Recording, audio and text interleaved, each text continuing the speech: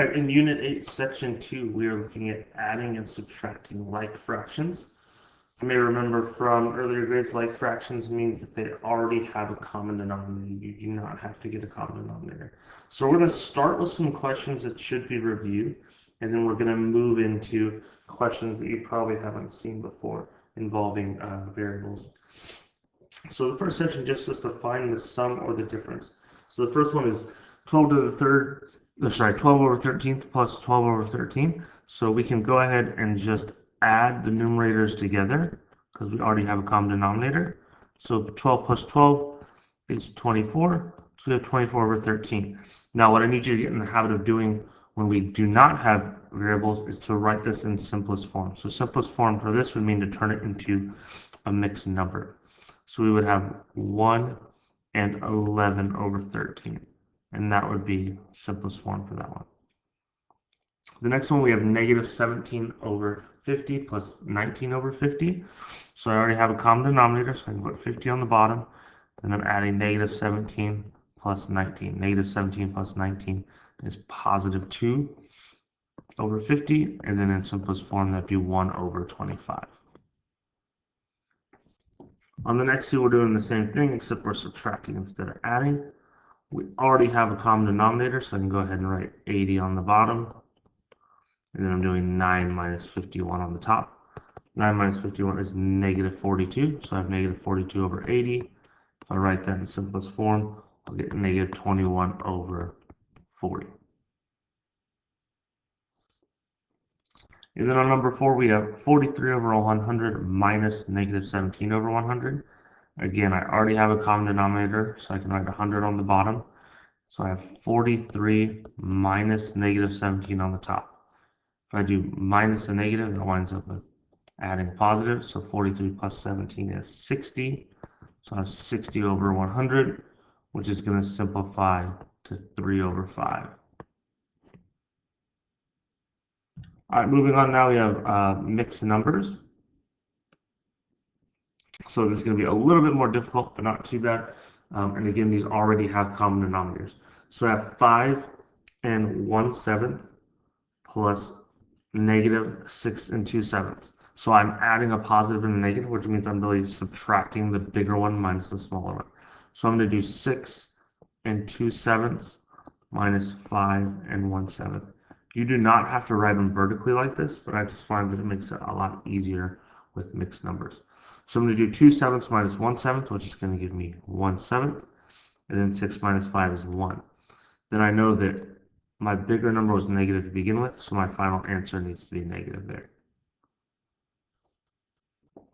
For number 6, we have 4/5 minus negative 3 and 4/5.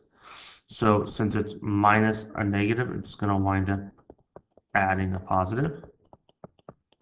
Again, since I have a mixed number, I'm going to write them vertically. You don't have to, but I think it makes it a lot easier. So I have 4/5 plus 4/5, which is 8/5. I have 3 plus 0, which is 3. Now, if you look, remember I said I need to put these in simplest form. So 8/5 is really 5/5 plus 3/5. 5/5 being a whole. So I need to add 1 to the 3 and make it 4 and 3/5. So that would be my simplified version.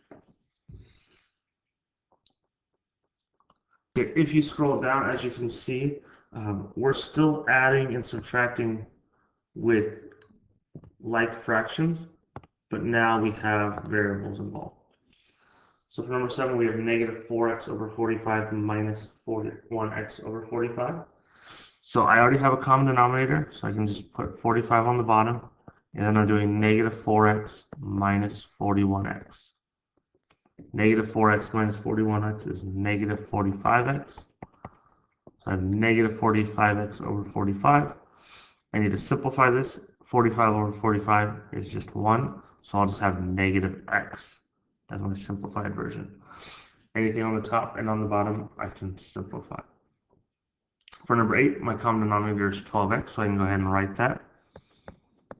I have 11 minus a negative 5, which means I'm doing 11 plus 5. 11 plus 5 is 16. I have 16 over 12x. 16 and 12 can both be divided by 4. So I'm going to wind up with 4 over 3x, and that'll be my simplified version of that. Now what I want you to notice, when we got to 7 and 8, we didn't have any mixed numbers. When you have a variable involved, when it's a variable expression, you can't have a mixed number. So if you look at number 8, my final answer was 4 over 3x. I did not make that 1 and 1/3 x. I can't write 1 and 1/3 x. I have to leave it as an improper fraction. So just keep that in mind as we keep working through Unit 8. All right, on the back side, we've got a word problem at the top. It says you run the 60-yard dash in 7 and 9/20 seconds. Your friend runs it in 6 and 19 over 20 seconds. How much faster is your friend's time?